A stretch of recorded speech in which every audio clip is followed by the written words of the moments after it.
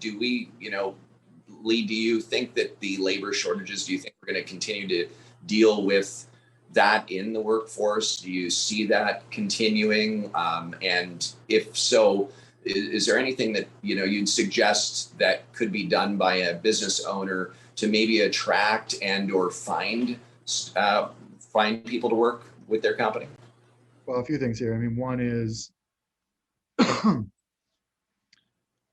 labor is needed to be able to complete a job. And as everyone knows, that it's a combination of equipment and labor.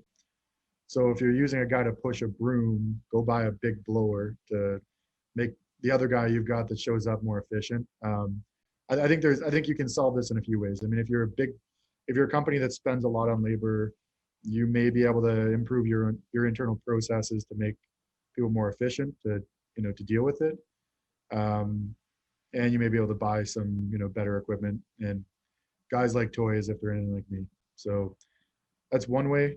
As far as the actual shortage itself, yeah, I mean, I think as long as there's this, as long as the pandemic persists and people are fully afraid of, returning back to a new normal or whatever that looks like, I think it's going to continue to be a challenge. But I think it's anybody's guess as to when that improves. I can say that it's been challenging for us.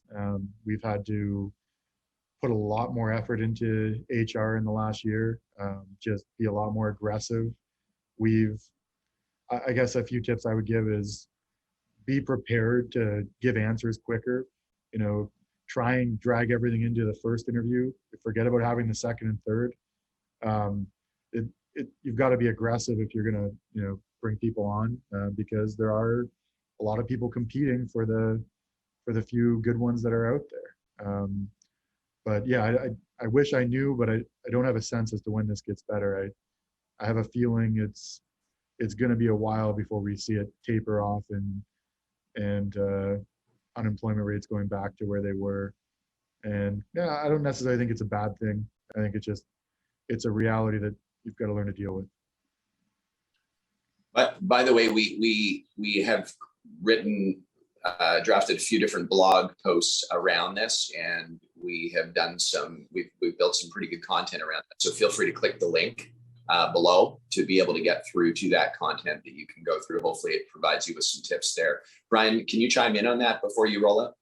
Yeah, I would add to that, man. And I wrote a Instagram post probably a month or maybe 2 months back that I got a guy that reached out to me from Entrepreneur Magazine. He wanted to use it. And the quote on the post said, "You don't have a recruiting problem, you have a marketing problem."